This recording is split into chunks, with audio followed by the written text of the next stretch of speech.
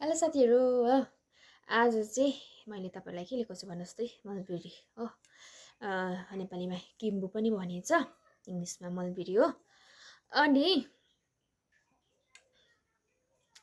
तपाईँहरूको लागि तपाईँलाई देखाउनको लागि तपाईँलाई केही कुछ बताउनको लागि मैले खोजेर टिपेर चाहिँ यो चाहिँ लिएर आएको छु हो अनि यो चाहिँ तपाईँले लिन सक्नुहुन्छ यो फ्रुट्स मलबेरी फ्रुट हो है तपाईँहरू धेरैजनालाई थाहा छ अनि धेरै गाउँ बस्ती ठाउँहरूतिर पनि पाइन्छ यो चाहिँ यसको टेस्ट चाहिँ हामी सबैजनालाई थाहा छ है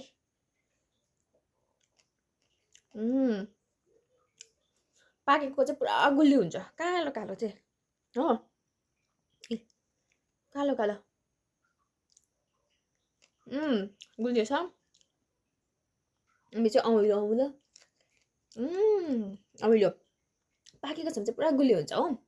अनि यहाँ चाहिँ अमिलो अमिलो हुन्छ अनि काँचो चाहिँ अनि यो चाहिँ तपाईँले यसमा भाइटामिन ए हुन्छ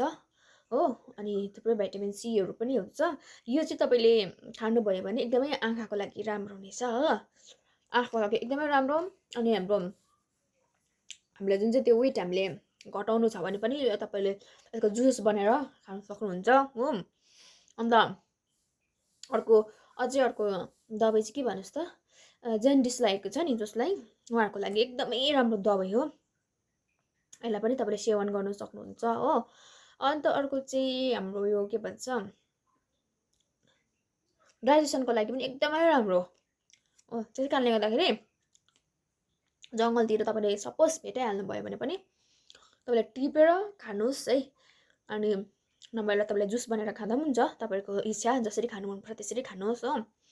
अन्त तपाईँले यस्तो कुराहरू चाहिँ खानु चाहिँ एकदमै नछोड्नुहोस् है ल